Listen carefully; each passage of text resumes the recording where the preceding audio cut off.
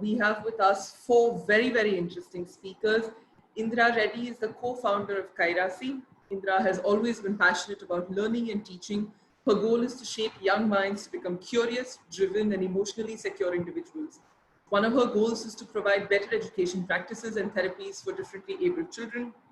With a bachelor's degree in psychology and disability studies, she has co-founded Kairassi, an NGO that works with differently abled artists to showcase their talent and provide them with income and purpose.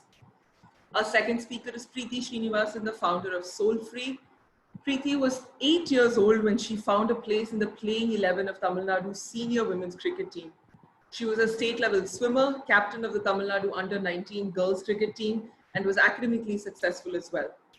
Everything changed when she was left paralyzed below the neck due to a spinal cord injury.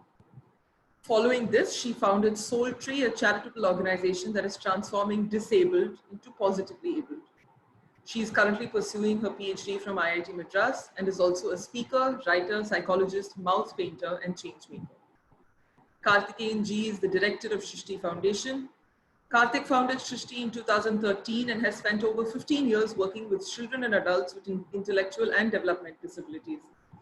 Having grown up in an orphanage with peers who had disabilities, he realized the limited options available to them after they turned 18 and decided to work towards creating those opportunities. Today, Sristi is an eco-friendly, self-sustaining village for persons with intellectual disability and hosts a farm, special school, as well as other projects to empower their beneficiaries. Shashaank Awasthi is the co-founder of V-Shesh, an award-winning impact enterprise. V-Shesh is a mission-driven business that assists persons with disability in education, training, and job placements, and organizations with disability inclusion and hiring. The organization has trained and placed over 2,000 job seekers with disabilities across disabilities and has worked with over 150 organizations offering a range of disability inclusion services. The facilitator for this conversation will be Krupa Varghese, my co-founder at AuxoHub. AuxoHub is a social sector consultancy founded on the dream to enable NGOs and nonprofits to fulfill their goals. We work with NGOs to help them with collateral creation, monitoring and evaluation reports, project documentation, and capacity building. We also work with corporates through the identification, monitoring, and reporting of CSR disbursements. We are constantly seeking to build bigger networks explaining Coral 2020 because we believe that in this sector, the best path to grow is to grow together. So thank you all so much for joining us. I will hand over the reins to Krupa and we can take this forward.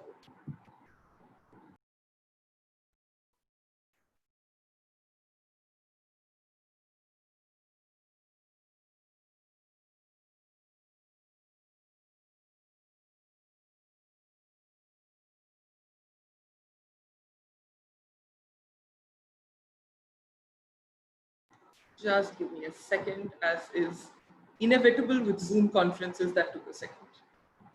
Hello? Yes, Krupa, go ahead. Yes. Thank you so much, Yashaswini, for very briefly and thoroughly introducing our panel for today.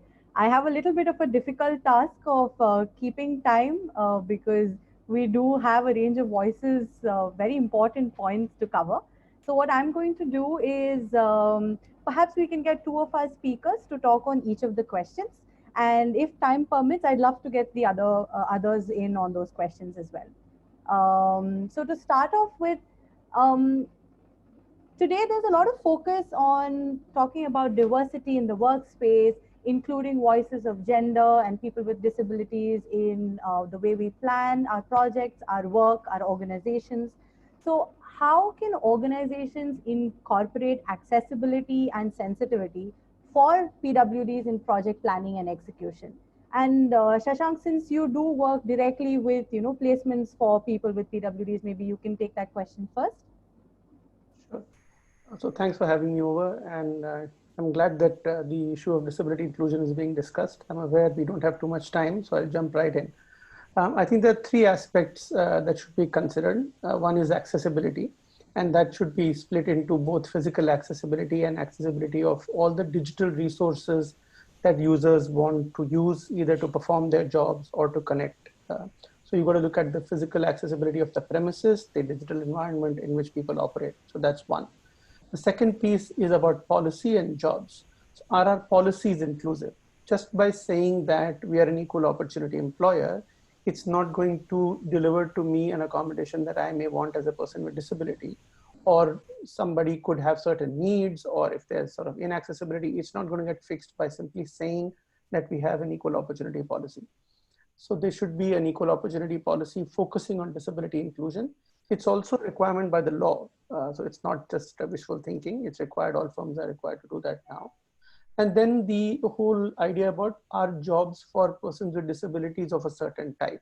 And there are frameworks in which you can define jobs to make them open to persons with disabilities without compromising on the core parts of the job.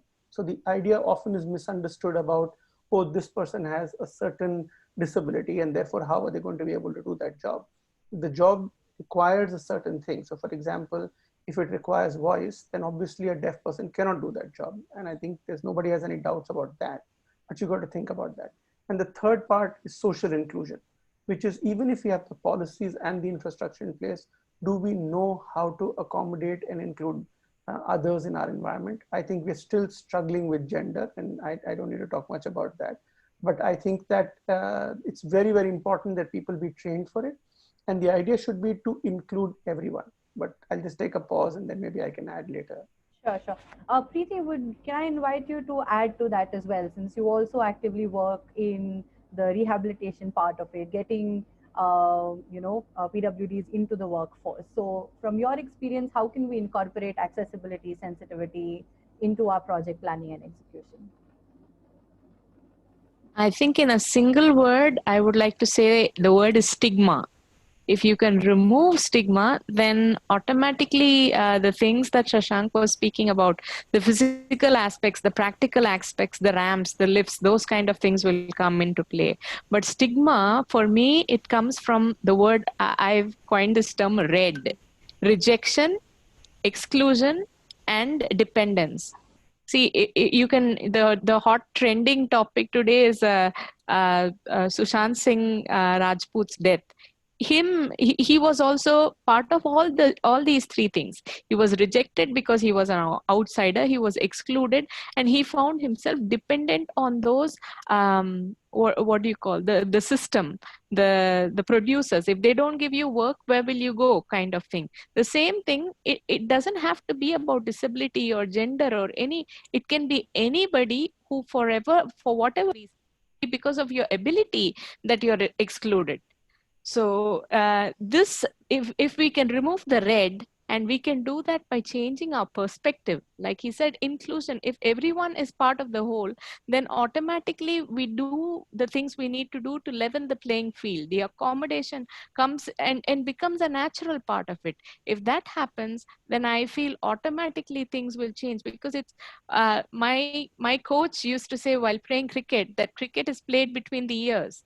So I feel most of the things are done between the ears. So if we can change the mind, and if we can say that, hey, okay, I'm wearing glasses, I need that, my glasses are the accommodation I need to become, level the playing field.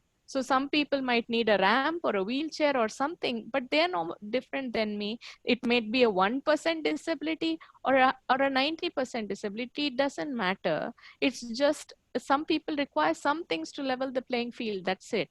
And they are part of us. If we can make them part of us, if we can remove that stigma, which is us and them, and playing off of each other and become us all together as one, then automatically everything will change. It requires very little as far as I'm concerned, I think, if the mind changes. Yes. I think that's a very important point as well. Like you said, that there needs to be a shift from thinking about, oh, this is the normal and this is the other, and how do we include Yes. the other into this, right? Exactly. And I would actually, this sort of leads into the next question of ours, where the opposite of stigma is sort of, you present PWDs as heroes or as role models, and there is all sorts of expectations of a person with physical disabilities to be this positive source of inspiration for others.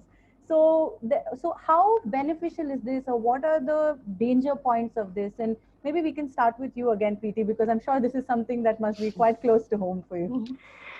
Yeah, I mean, but see, I have seen some TED Talks where women in wheelchairs have said, I'm not your hero, But actually, I would say I have no problem being your hero, because I don't feel that anybody is looking at me as a positive role model because I'm in a wheelchair. They're looking at me as a positive role model because that doesn't define me anymore.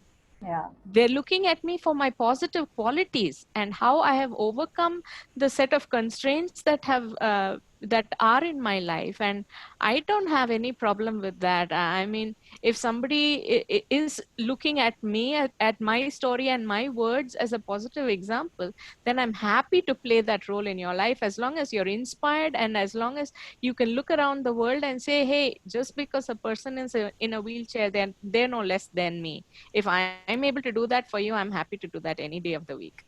Yeah, Karthikeyan, I'd like you to just step in here at this point, from the Yeah. groups of people that you work with, and especially since you have a lot of volunteers coming in from outside.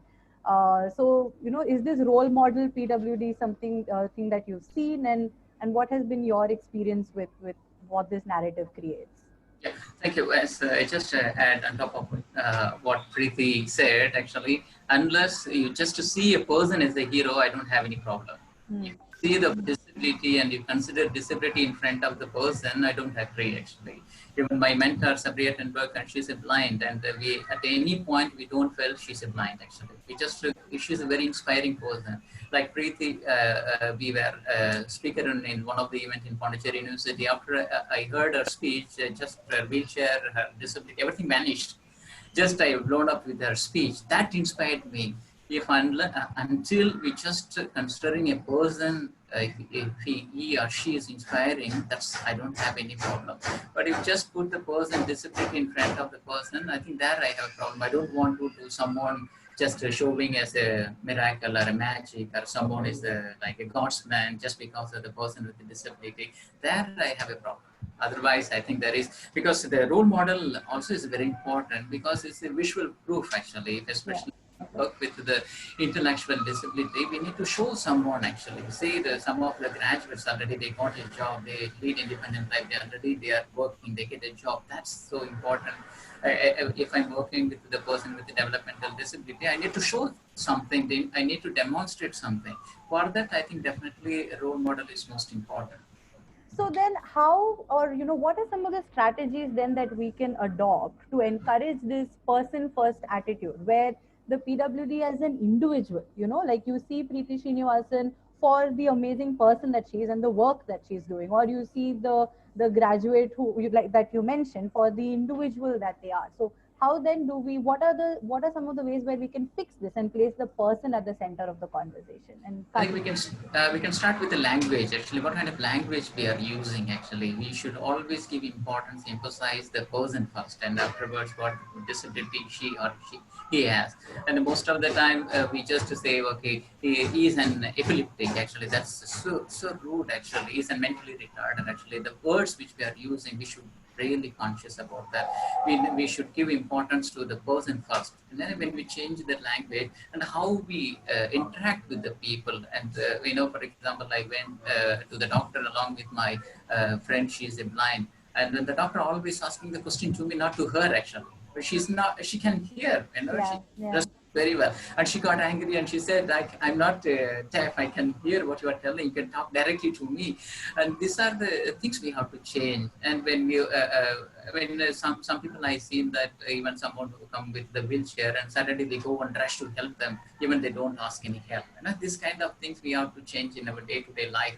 And then when we change this kind of activity or action and the language, I think then we automatically we give more importance to the person than the disability. And even I have a problem, I think it leads to the next question, the language which we are using about the Dimyan, actually what the Hindi word which we are using, are the handicap. These are all, even though I'm not a person with a disability, when I was, whenever I'm talking with my friends who has some disability, they don't agree, actually. They are ready to accept they have some disability. They are okay even if you call the person with a disability.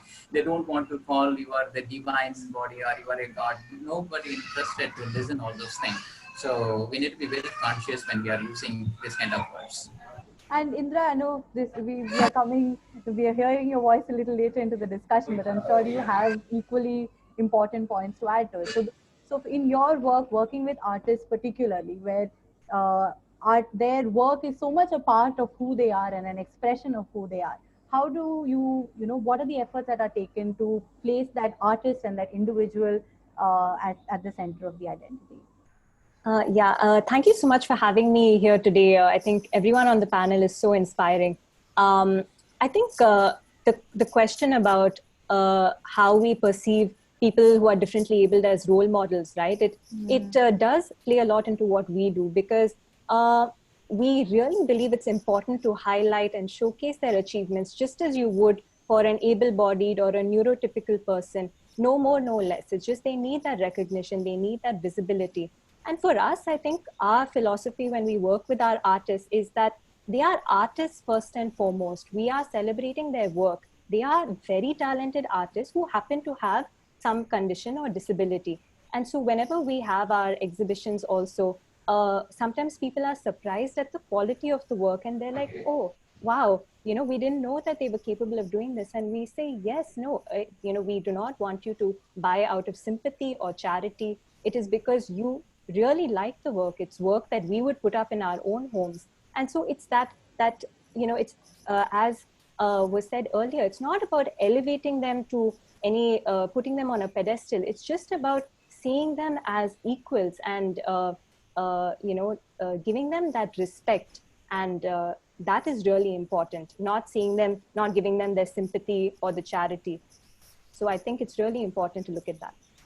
I completely agree with you. And many ways in which, the way we talk about them, and this is something that Karthikeyan also brought up, the kind of language that we use then becomes so important to the entire conversation. And which is where our next question was. It's sort of a takeoff from what you were talking about, Karthikeyan, that there is so much language surrounding disability. You have specially abled, you have differently abled, you have PWD, Divyang, like you name it, and every organization pretty much has a special name sort of term for it. So what are some of the nuances and politics that should be kept in mind when adopting language, both in terms of talking about PWDs and talking to them? And I'd like to start with you, Indira. So I think, see, when it comes to the language, I'm not an expert on the politics of it, but what I'd really like to look at is the meaning of the words. And I personally prefer to use the word differently abled than disabled. And I'll tell you why. It's because an individual may have different abilities, in the sense they may move differently, they may talk differently, they may perceive things differently. But it is only when they interact with the environment that becomes a disability or an inability. So in some sense, it is the individual may be differently abled, but it is society that makes them disabled when we do not create an inclusive environment where we are mindful of different needs and requirements. And is, for example, even a neurotypical person like myself, if I was to go to an airport and everything is in a foreign language with no English, nobody spoke English, I would be lost in that situation. I would be disabled. It's because of the environment. So I think the more mindful we are about creating inclusive environments, we can actually enable people rather than disable them. So I believe that that's important. The second point is that, again, putting the person first. And a really big problem is that people tend to be labeled or categorized. So as was said, we should not, it's better to say a person with autism rather than an autistic person, because that's just one part of their identity. So, yeah. And Preethi, could I request you to add to that? Yes, I Or if you have a absolutely. differing point of view. No, I absolutely agree with Indraji. I mean, in the UK, there is something called a social model, where they actually say that a person may have an impairment, but it is the society's, the onus is on the society to even the scales, to level the playing field. So actually, it is if they are their impairment becomes a disability, the disablement is caused by society and not by the person with the impairment. So in India, that thing hasn't come into it as yet. But I feel very strongly that, see, again, when she spoke about labels, it was absolutely true. Each of us become disabled at different points. So the labels we carry, a person should not be labeled as disabled. I mean, I have a lot of people calling me and saying, நீங்க யாரு அப்படின்னாக்கா நான் ஒரு disabled, நான் ஒரு spinal cord. You're a spinal cord? I don't even understand what that means. So it becomes so deeply embedded in their psyche that there's something wrong with them. And society has a big role to play in that.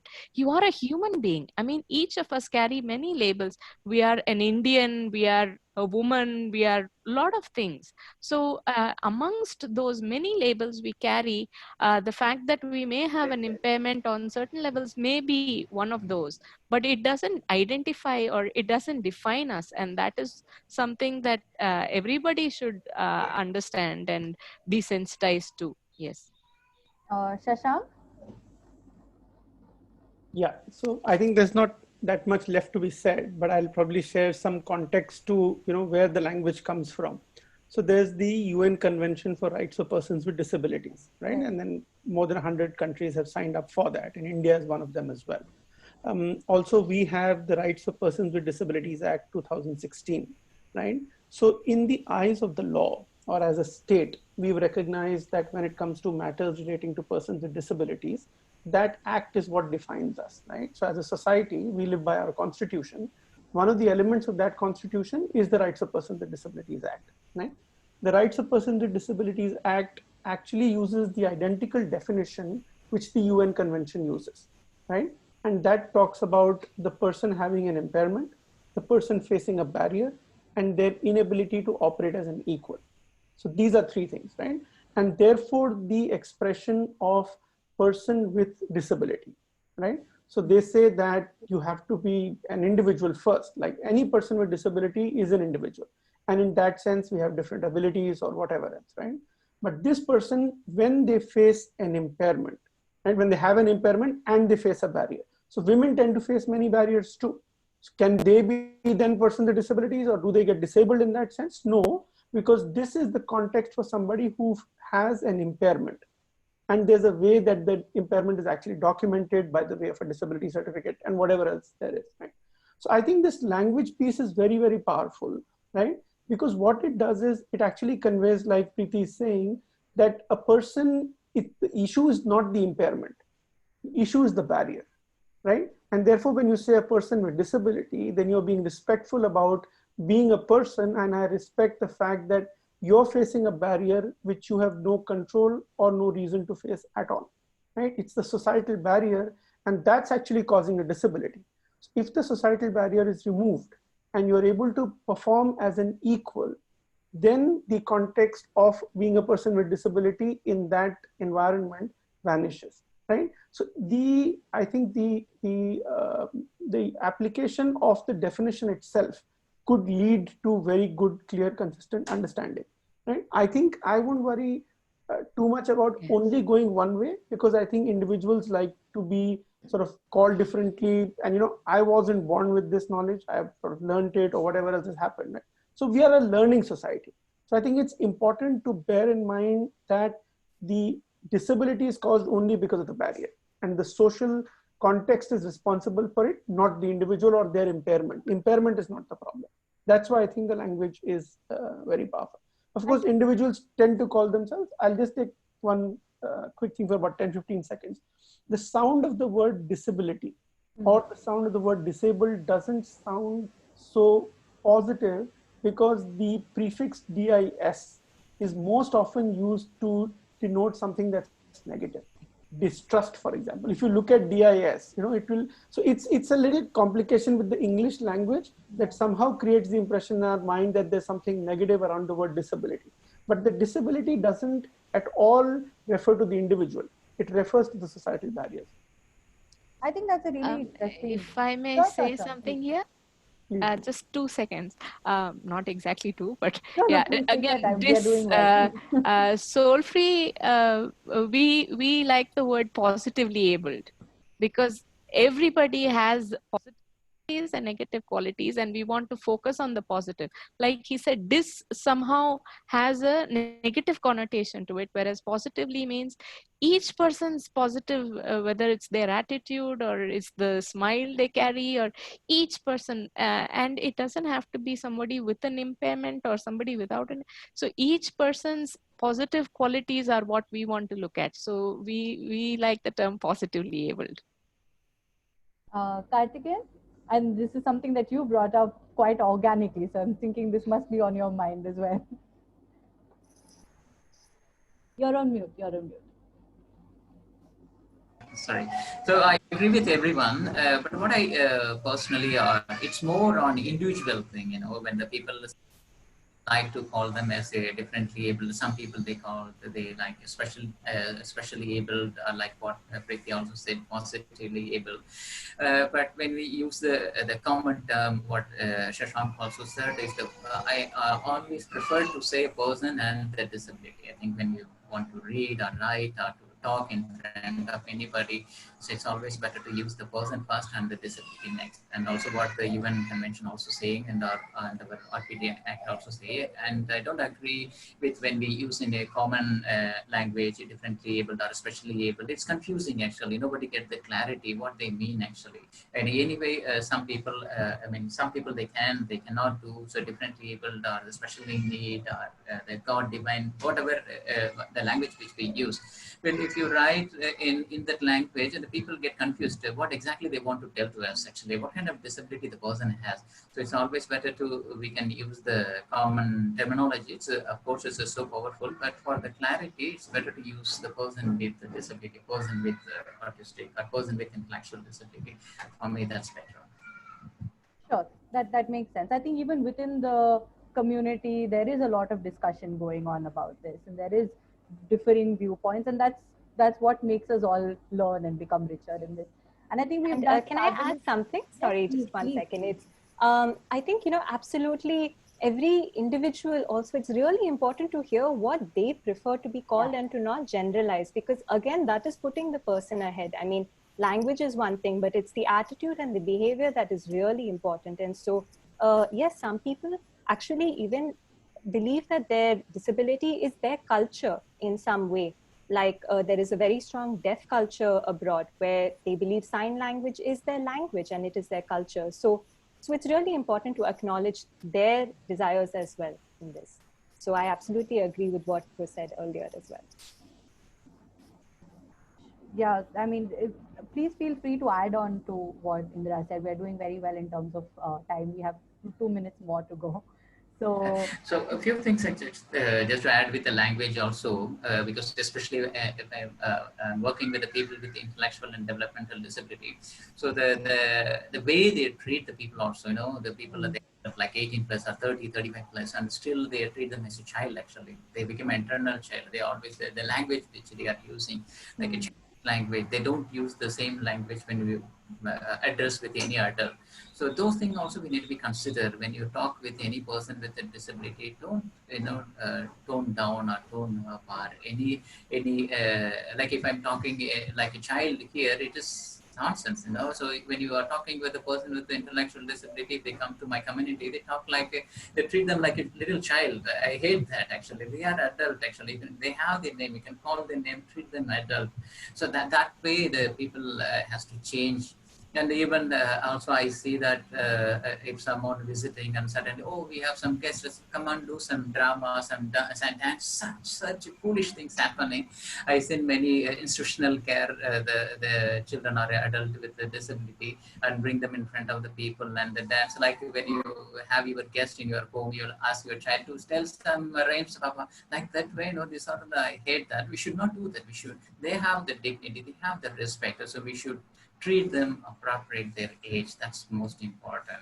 Then the second thing, what I personally learned, how the people get respect and dignity, the valid role they play in the society. Whether the person with the disability or anyone, actually, even me or you, actually, whether you have a disability or you're a neurotypical person, that's not a matter at all. But what the role you are playing in the society, that's the valid social role is most important. So whoever the work for the people with the disability, I think we need to bring this some create some social role. What Shashaank they are doing, and get a job and get a valid role. Actually, what Preethi also doing for the people with the spinal cord injuries, get some economically independent and get the social valid role. That's so important. Once they get that role, and then they automatically get the respect and dignity from the family, from the friends, and the society cycle. Unfortunately, this is not happening, especially when I work with intellectual disability. They don't get even the social role. Mostly the role which they are getting, like brothers, sisters, or siblings, that's it. Actually, they don't even get the role of friend. Actually, they don't get even a friend. They do not move on to the next circle. But I'm talking, actually, even if you come to Sristi, we call everyone as a farmers. Actually, we don't call a member or something. We are farmers. One is the solar technician, he's taking care of our solar panel. One is the pump operator, he's taking care of all our water. That role, I think, is most important. Once you get like that role, you automatically respect them. We are all interdependent society. We should not make them to always dependent in our society. That's what additionally I learned from my experience. Those are great points. Yes, Shashaank, I think I will have closing comments from you and Preethi so that we can wrap up. I just wanted to say one thing, that often when people listen to a panel like this, they think this is wisdom, right? And I think we need to break that myth. This is not wisdom, this is information. And people have the responsibility to understand this. I don't think we have really learned from the deep experiences somebody like Karthikeyan or Preethi or Indira have. Really, we haven't even talked about any of that really deep stuff, right? This is information, it's available, that I think people should have a sense of responsibility towards. Inclusion is an active act, right? It's not something that we are going to passively feel towards or whatever. It involves a set of actions. And I think people should go and find out. We need to do that. And somehow imagining that any of us know, you can learn about all of this language and whatever else in like 30 minutes to 45 minutes if you were wanting to, right? That's the only point that we want to make. It's not that it takes you 10 years to figure this out. It's very easy to find out in half an hour. And I think it's very, very important then to give you the lens to think about it. Completely agree. And I think we'll close with you, Preethi, if you just have any quick words. So the one thing I want to say is, see, the words we use actually beyond a point, they don't matter. It's how we treat the human being. Like, for example, if you come to me, if you sit down and look into my eyes and make eye contact in the right way, that makes me feel so good. Because I have to look up at everyone otherwise. So just treat me as an equal human being. There are people who have come who, when my parents took me out in a wheelchair some years back, they will say, இது பொறவிலேந்தே இப்படி தான் இருக்கா, இது கால பிரச்சனையா, இது பேசுமா, இது not human being. This thing, was it this way from the day it was born? Does it speak? It's not even a human being anymore. I mean, the kind of pain those words have given me, I have no words to express them. I know nobody could dare to speak like that to me today, but it's still the way things are in our society. And that insensitivity, that ignorance, how we are going to wipe that away, I have no idea. But every day I feel the more we people in wheelchairs and people with the so-called disability come out there and express ourselves and fulfill our fullest potential, that's the only way to even the scales. I completely agree with you. And I think that's why, like Shashaank, you said, the onus is on the others to sort of take responsibility and learn about this. This is not new information. This is information that is easily available, and sort of adopt those modes of behavior, language, the way we talk, even within our closed room conversations. And that's really the way forward for the community. Thank you so much.